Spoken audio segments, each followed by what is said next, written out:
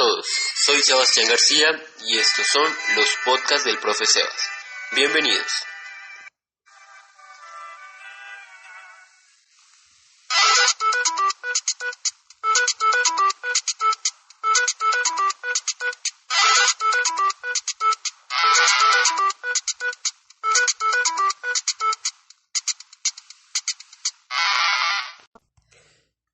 Como anunciamos en nuestra anterior emisión, en esta ocasión hablaremos del nazismo alemán, esa ideología totalitaria que en el periodo de entreguerras surgió en la nación alemana y desencadenó uno de los procesos más monstruosos y sanguinarios que ha vivido la humanidad.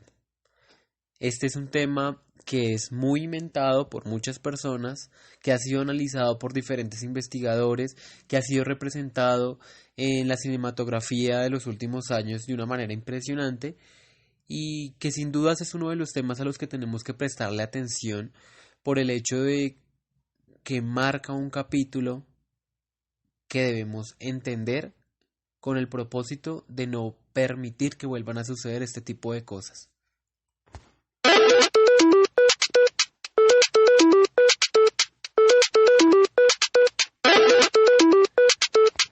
Bueno, ya estuvimos hablando un poco de cuáles eran las características del totalitarismo. Identificamos que es una ideología que tiene implicaciones políticas, sociales, económicas y culturales y que su máxima es poner al Estado por encima de los individuos, promoviendo el colectivismo y la subordinación de los habitantes de un territorio a las instituciones del Estado que los gobiernan. Estuvimos tratando el caso del fascismo italiano, que lo caracterizamos como fascismo clásico por el hecho de ser la primera ideología de este corte que surge en este periodo de entreguerras. Y pues dijimos, el Estado es el que va a primar en este momento y va a estar muy apoyado el discurso nacional. En el caso particular de Alemania, hay que entender que así como se prioriza al Estado, a la nación, también se va a dar una importancia al tema de la raza. Y esto ya lo iremos entendiendo. Al igual que en el caso italiano, para entender el surgimiento de este tipo de ideología y de sistema político en este país de Alemania, tendríamos que tener en cuenta que se obedece a la coyuntura y a la crisis política, económica y social que se estaba viviendo, y sobre todo a la frustración que genera el hecho de haber sido tildados y reconocidos internacionalmente como los culpables de haber desatado la Primera Guerra Mundial. Alemania era un país muy joven al comienzo de la Primera Guerra Mundial y aún estaba conformado como un imperio. Y había desatado todo este sistema bélico y de alianzas internacionales con el propósito de modificar las relaciones de poder existentes y poder tener una mejor tajada en el reparto del mundo colonial que se había hecho en el siglo XIX. En otras palabras, Alemania no tenía posesiones coloniales.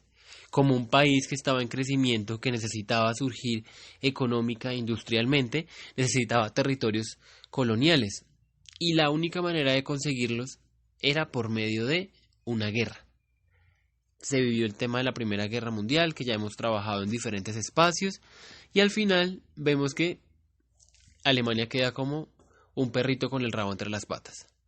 Mucho gasto, mucho despliegue militar, y al final no logra su cometido y al contrario termina muy devastada, muy derrotado su sistema político al punto que pasa de un sistema imperial a un sistema republicano que ya habíamos dicho que era la República de Weimar y tras del hecho tiene que empezar a cumplir un poco de negociaciones que se pactaron sin que estuviera en cuenta su opinión. ¿De qué estamos hablando?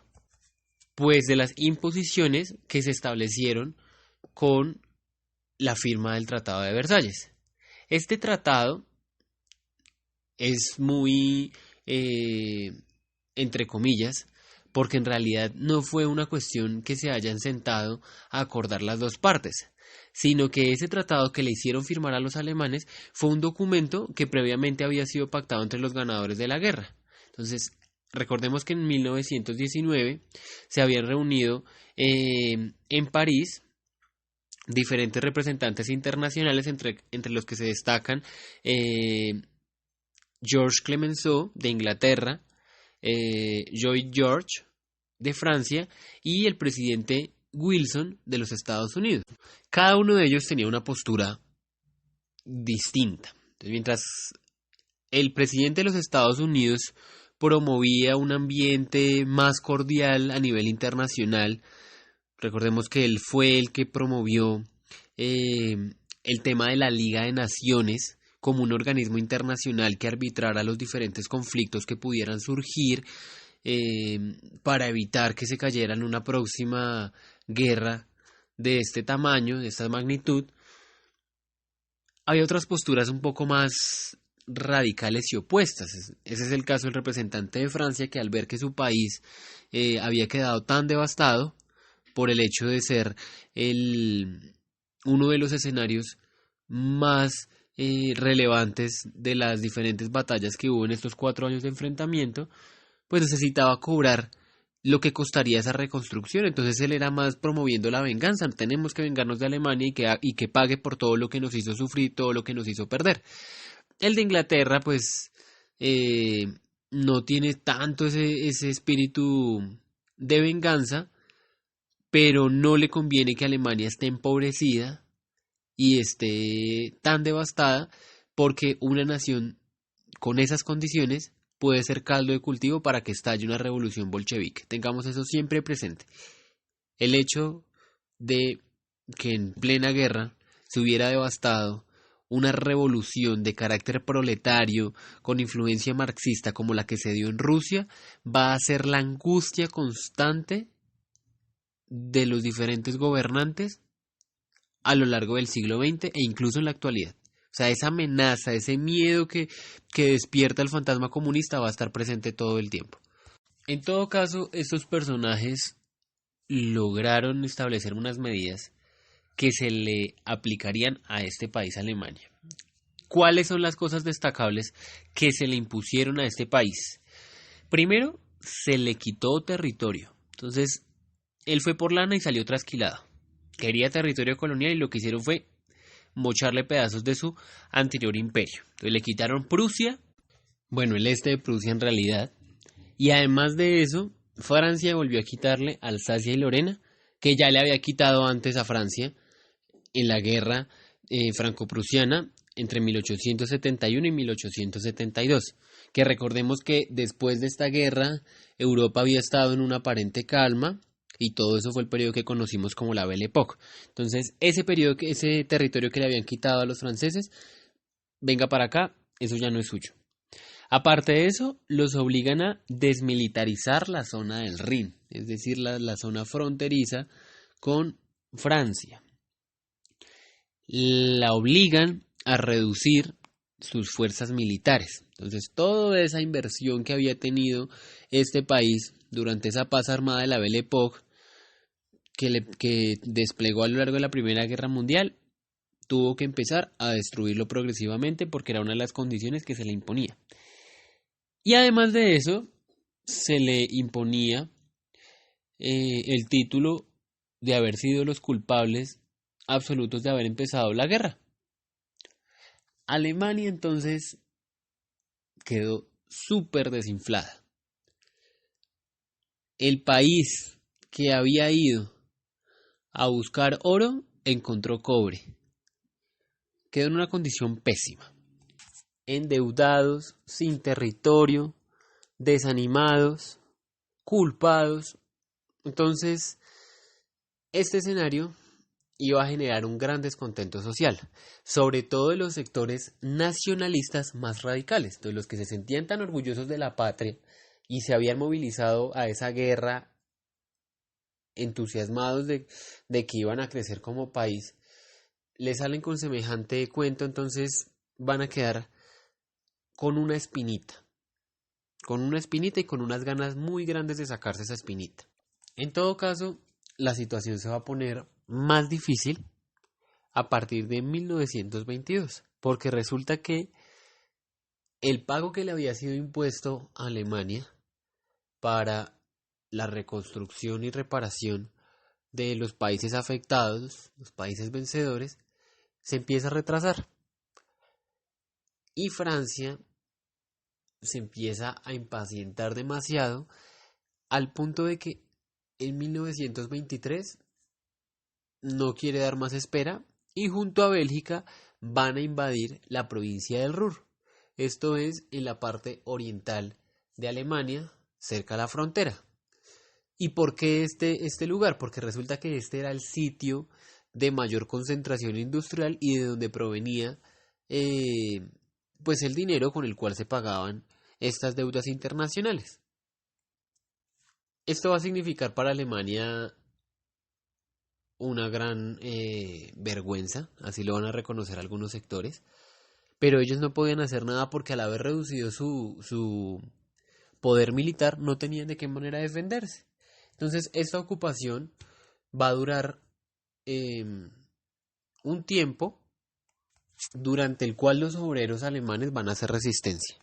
Los franceses y los belgas trataron de traer a sus gentes para que maniobraran las zonas industriales, pero esto no les va a dar resultado.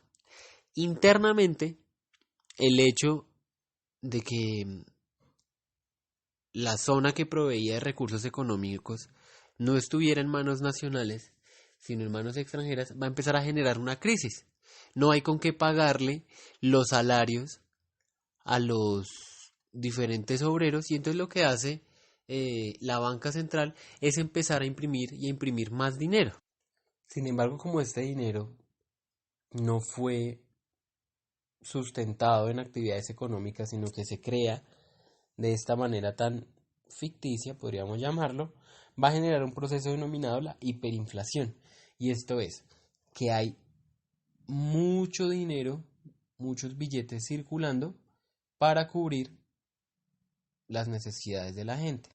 En ese sentido, los precios de las cosas se van a aumentar disparadamente, la moneda se va a devaluar al punto de que pierde su valor para adquirir cosas.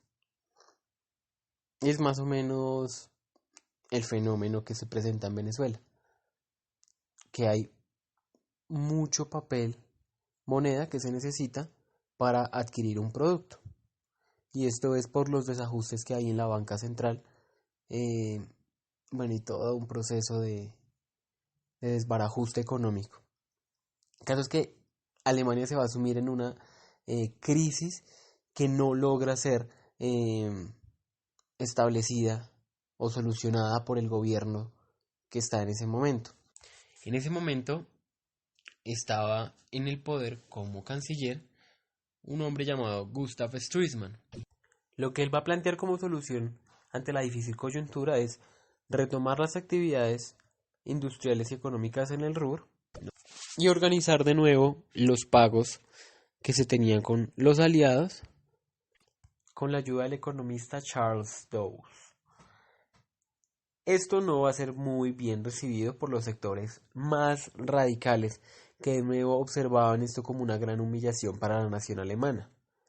Para ellos era impensable que Alemania se dejara invadir y el gobierno no hiciera nada, pero que además de eso decidiera retomar como si nada los pagos y no se diera cuenta de la humillación tan grande a la que estaba siendo sometida la comunidad internacional. Y en 1923, ¿cierto?, entre el 8 y 9 de noviembre, se va a dar un suceso llamado el Putsch de Múnich, y fue un intento de golpe de Estado promovido por unos hombres que habían estado en las milicias, en el ejército más bien, alemán durante la Primera Guerra Mundial. Estamos hablando de los señores Ludendorff y Adolfo Hitler, que van a promover un levantamiento para derrocar al gobierno. Ellos eran pertenecientes a un movimiento político llamado el Partido Nacional Socialista. Y en ese momento buscaron quitarle el poder al señor que estaba como canciller denominado Stresemann. Sin embargo, este putsch de Múnich no va a ser exitoso y a ellos los van a mandar a la cárcel. Alemania quedó en una situación muy complicada, pero con la desocupación del Ruhr y el escalonamiento, es decir, el reajuste de las compensaciones que tenía que entregarle a las potencias aliadas, fue saliendo poco a poco de esa situación y aparentemente la situación de Alemania a nivel internacional fue mejorando. Por lo menos en 1925 firmaron un acuerdo en Locarno con Francia, Bélgica, en el cual se planteó que no iban a atacarse otra vez, sino que se iban a respetar. Entonces iba bien la cosa. Y en 1926, ese organismo de árbitro internacional que había sido creado en la Paz de París va a aceptar la membresía de Alemania. Entonces había una aparente normalización de las cosas. Sin embargo, esa situación no iba a durar mucho, porque resulta que no estaban saliendo de un problema y ya se estaban metiendo en otro. Me estoy refiriendo a que comenzaron la década los alemanes con todo el tema de la devastación de la guerra, pero aparte de eso, de la hiperinflación que se genera a raíz de la invasión de la provincia del Ruhr. Y cuando estaban tratando de solucionar la cosa, les llega la crisis del 29. Que recordemos, eso empezó en los Estados Unidos, pero empezó a tener una repercusión en los diferentes territorios. Y Alemania se va a ver afectada por el hecho de que los diferentes banqueros estadounidenses que habían invertido en este país trataron de recuperar sus recursos de diferentes maneras posibles, y una de esas era traer el capital que habían sacado del territorio. Entonces, el capital estadounidense que estaba en Alemania preste para acá y Alemania queda sumida de nuevo en una situación crítica.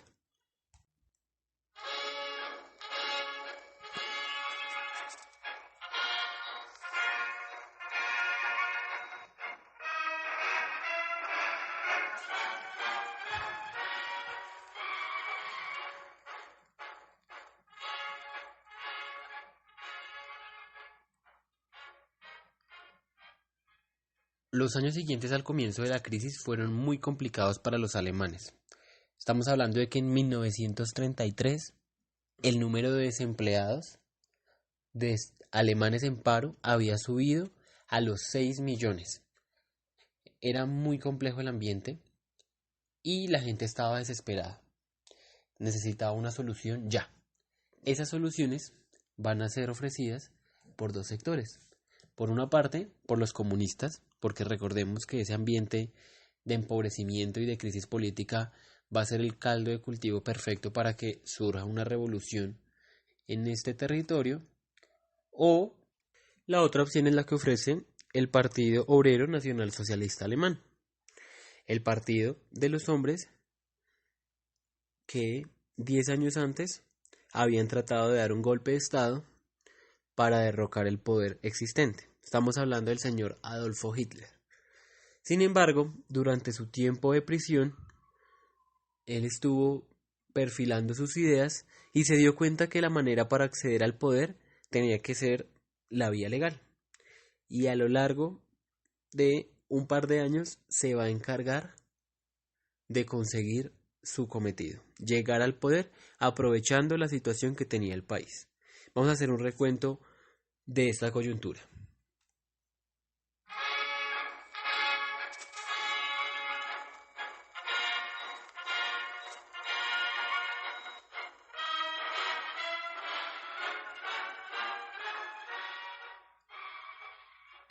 Bueno, Hitler se había unido al Partido Obrero Alemán un año después de que terminara la guerra.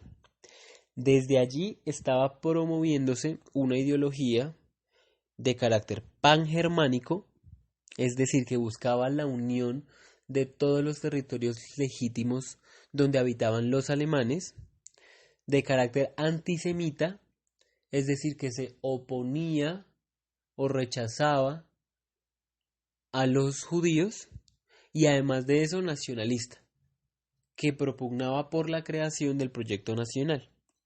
Él va posicionándose en este partido al punto de que se convierte en el jefe, en el Führer, y para 1921 este Partido Obrero Alemán cambia su nombre por Partido Obrero Nacional Socialista Alemán. Entonces desde este grupo político es que se promueve todo el tema del putsch de la cervecería, o el putsch de Múnich, ese golpe de estado que intentó eh, derrocar el poder, pero no lo consigue. A él lo envían a la cárcel y en la cárcel es cuando esa política y ese pensamiento con el que él ingresó al partido lo empieza a materializar y a dejar por escrito en un libro que se llama Mi lucha. Ahí él va a plantear como los principios de su proyecto. Primero, la doctrina racista y antisemita, y además de eso, la teoría del espacio vital. Entonces, la primera, pues todo el tema de discriminación racial hacia, hacia los judíos, y la exaltación de la raza a la cual él pertenece, que es la raza aria. Entonces, es todo un pensamiento que bebe de diferentes ideologías, de diferentes teorías científicas, y crea una amalgama para justificar la superioridad de su raza, de los arios, en detrimento de otro tipo de razas como los judíos, a quienes se consideran unos enemigos naturales que, de acuerdo a la teoría del darwinismo social, tiene que ser eliminada porque no tienen las características para poder adaptarse al entorno social. Y además de eso está la teoría del espacio vital, que corresponde precisamente a todo ese proyecto pangermánico de querer unir los territorios que legítimamente le pertenecen a Alemania. Listo, entonces luego él es liberado, sigue en su partido, y 1933 va a ser el año que le permite volver a salir a la escena, a conquistar el poder político alemán, ofreciendo una salida a la gran crisis económica y social que se gestó por la crisis del 29. Entonces, para el 30 de enero de 1933, y ante la presión que se estaba generando por parte de esta fuerza política, Hitler es nombrado canciller de Alemania, mientras que era presidente el señor Paul von Hindenburg. Y él, desde la Cancillería, empieza a tratar de cooptar al pueblo alemán, ofreciendo una solución a la coyuntura. ¿De qué manera? En primer lugar, va a sustentar a los obreros y a los campesinos, permitiéndoles mejorar sus condiciones, ¿cierto? Porque pues estaban parados. Aparte de eso, va a ganar la simpatía de las clases medias, pues promoviendo todo ese miedo al comunismo, y además se va a hacer con la clase industrial, prometiéndole la creación de una clase obrera disciplinada. Entonces, recordemos que esa es una de las características que van a tener esos sistemas fascistas de entreguerras, que logran simpatizar con los diferentes sectores sociales, ofreciéndoles a cada uno lo que están esperando en ese momento. Bueno, y además de que él se denomina canciller, su partido empieza a ganar unos escaños, es decir, unos puestos políticos en el Reichstag, que es el Parlamento alemán. Para ese año, él logra tener la mayoría de escaños, 288 de 573. A una persona que en el Ejecutivo le interese tener poder político, necesita tener una influencia muy importante en el legislativo. Y como él ya lo había conseguido, esto le permitió que se promovieran unas leyes que le daban unos poderes especiales mediante la ley habilitante o ley para el remedio de las necesidades del pueblo y del Estado, que fueron promovidas el 23 de marzo de 1933. ¿Y por qué se le promovieron esos poderes especiales a este señor? Resulta que a finales de febrero el Reichstag fue incendiado. Y la culpa de este incendio se le atribuyó a los comunistas. Entonces, estos comunistas se convirtieron en el chivo expiatorio, en la excusa perfecta para que él tuviera unos poderes que le permitieran combatir a los que eran los enemigos de la nación. Sin embargo, estas leyes habilitantes significaban la primer quiebra en la separación de poderes de la República de Weimar, porque le daban muchas facultades legislativas a Hitler.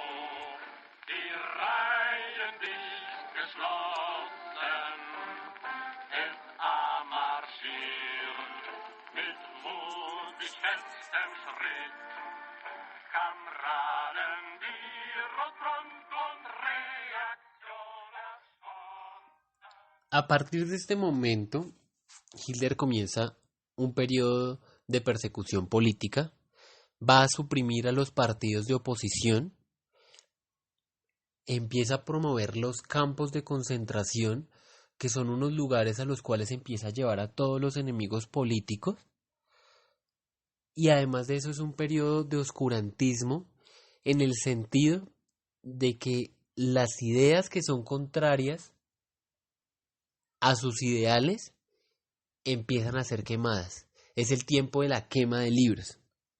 Y dicen muchos intelectuales que no hay nada más bárbaro, nada más enemigo de la humanidad que la quema de libros. Porque donde se están quemando libros se están quemando ideas. Y esas ideas es quemar personas. Y toda esta desaparición de los enemigos políticos se hace con el fin de irse apoderando del Estado. A Hitler no le interesa que estén en contra suya. Cualquier reclamito, cualquier idea en contra, convierte a esa persona en un enemigo. Y esa va a ser la suerte de los que conformaban la sección de asalto, o las SA. Resulta que el partido Obrero Nacional Socialista tenía una rama armada denominada la SA. Entonces esta era la sección que permitía las operaciones militares que se necesitaban en el partido. Y una vez que este señor logra tener estas leyes que le dan unos poderes especiales, y en el camino para conquistar las instituciones del Estado, como necesidad se pone el hecho de no tener personas que estén en su contra. Y a las primeras personas que va a eliminar son a las que, haciendo parte de las SA, están en contra de él. A esta eliminación de los enemigos internos del partido y de las SA se le conoce como la Operación Colibrí o la Noche de los Cuchillos Largos, que se dio entre la noche del 30 de junio y la madrugada del 1 de julio de 1933. En su lugar, la SA sería reemplazada por las SS o las escuadras de protección de Hitler.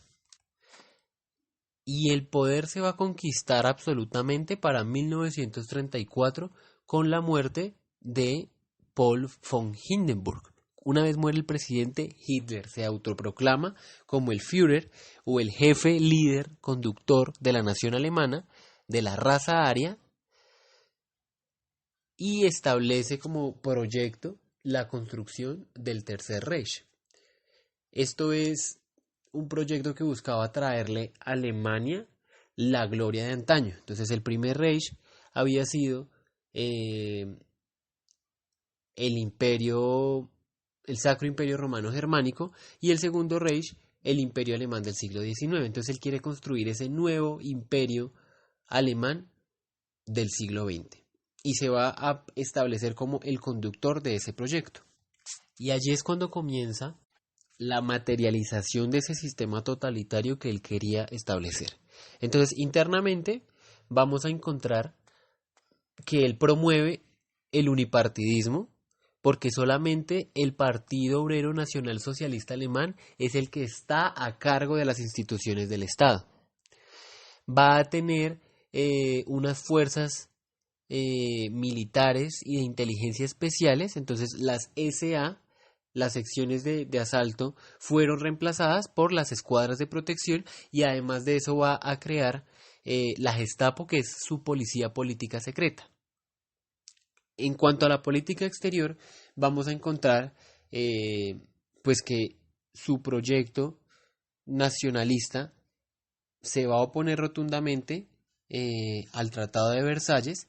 Tiene un carácter imperialista en cuanto está sustentado el pangermanismo y tiene unas reivindicaciones territoriales, y además de eso se declara como enemigo jurado de las diferentes manifestaciones de comunismo en los demás países. Por eso va a tomar partido eh, a favor de la insurrección militar de corte fascista que arranca en España en 1936 y que se va a considerar como la antesala eh, a las artimañas internacionales que van a dar lugar a la Segunda Guerra Mundial.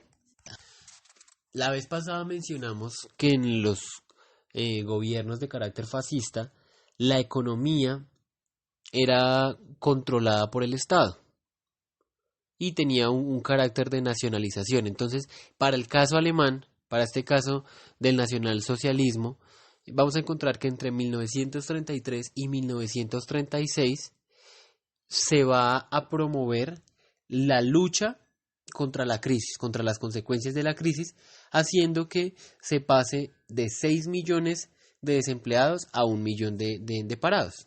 ¿Y esto de qué manera se va a conseguir? Pues primero promoviendo las obras públicas y además de eso las empresas militares, violando el desarme del Tratado de Versalles. Pero recordemos que los países se pasaban por la galleta este acuerdo porque lo que les importaba era reponerse de esa vergüenza que se les había impuesto. Ya entre 1936 y 1939 se va a dar un giro hacia una economía más autárquica. Recordemos una economía que le permita al país producir todo lo que necesita. Esto de tal manera que el país esté preparado para que en el momento en el que no tenga contactos comerciales a nivel internacional pueda sustentar sus diferentes necesidades. Entonces hay un fortalecimiento del sector agrícola, hay un fortalecimiento de la industria química para reemplazar diferentes materias primas que se necesitaban conseguir en otros territorios, y sobre todo va a haber un fortalecimiento de la industria militar, porque es el momento en el que hay un volcamiento al rearme del país.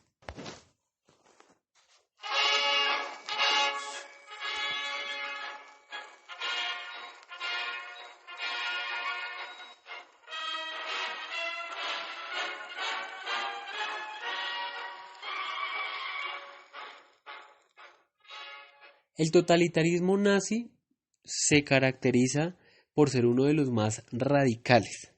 Va a utilizar los diferentes recursos que estén a su disposición para animar el espíritu de la gente y alinearlos con la ideología. Todo esto porque, de acuerdo al ideal de Hitler, que había sido plasmado en este libro que les mencioné de Mi lucha, se consideraba que el mundo era una jungla y solamente sobrevivían los más fuertes, y los más fuertes eran los alemanes. Entonces este señor necesitaba una nación que le andara parejito. La propaganda va a estar a la orden del día, se va a exaltar su figura carismática en los diferentes encuentros que hay públicamente con las comunidades. Se va a utilizar la radio, se va a utilizar las banderas, los discursos, los cantos, el mismo saludo fascista de la mano elevada con la mano extendida.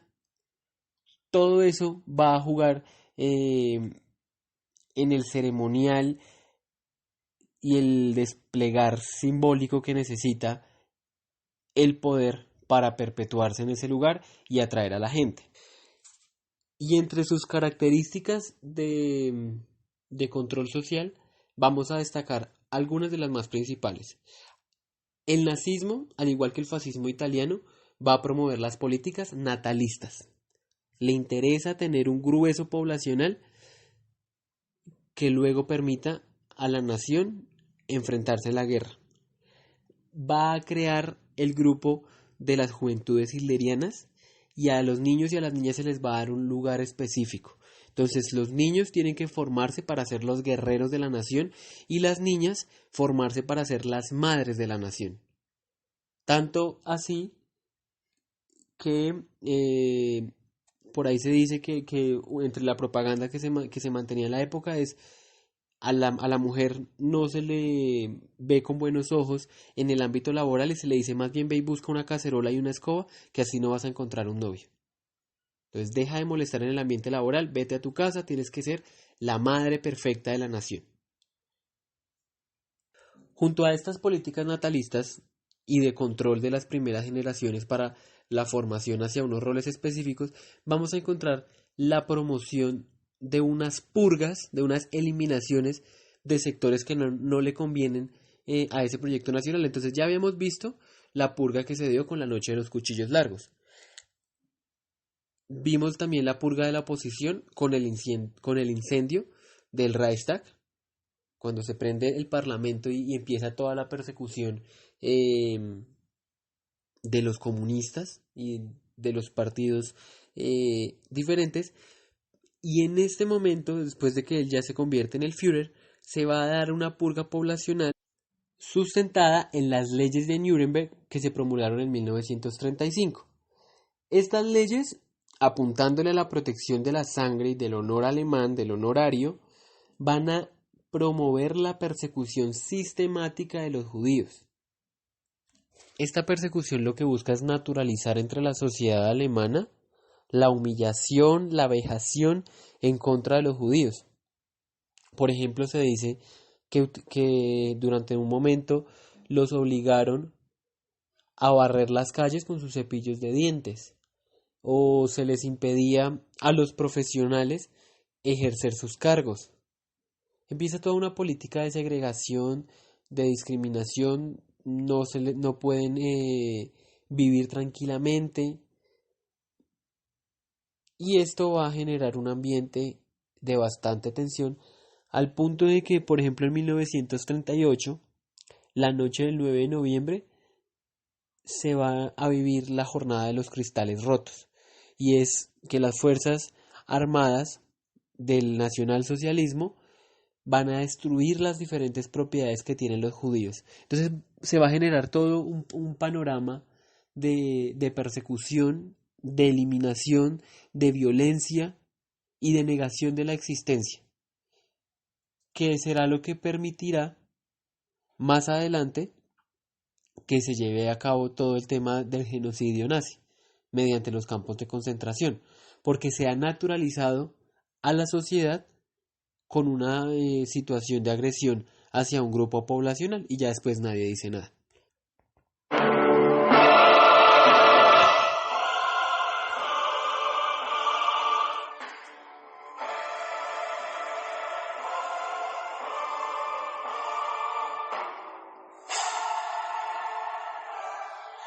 Para ir recogiendo entonces ideas.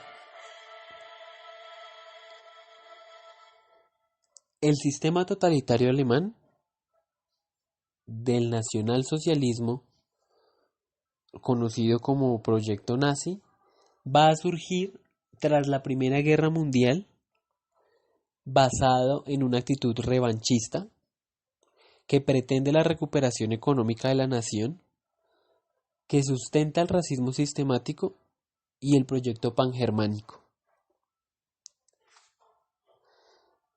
Es un sistema totalitario, ¿cierto?, en cuanto promueve el unipartidismo, representa la quiebra de la división de poderes al establecer un dictador como líder carismático de la nación, ideal al que todos siguen, mediante un ceremonial y una serie de elementos simbólicos que hacen sentir a la comunidad como parte de un proyecto, promueve el imperialismo como revancha a la pérdida que significó el Tratado de Versalles y a la humillación que representa para ellos como sector nacionalista. Económicamente se sustenta en la autarquía y en el control del Estado de las diferentes actividades económicas, y socialmente va a ser natalista y va a promover el control de todos los sectores alineados con su proyecto ideológico de creación de una nación fuerte que necesita conquistar su territorio vital.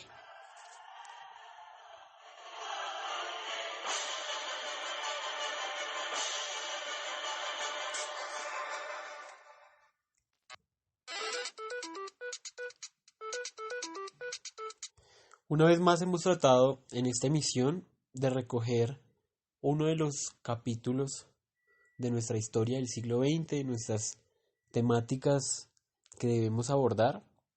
Quiero aclarar que mi propósito acá es destacar apenas algunos de los aspectos eh, más importantes. Sin embargo, es una de esas tantas temáticas que deberíamos ampliar porque se ha escrito mucho, se ha analizado demasiado y se seguirá haciendo eh, en la academia. Entonces, no dejemos de lado esa curiosidad que nos lleve a, a seguir aprendiendo, a seguir bebiendo de otras fuentes, porque de esta manera es que ampliaremos cada vez más nuestro conocimiento.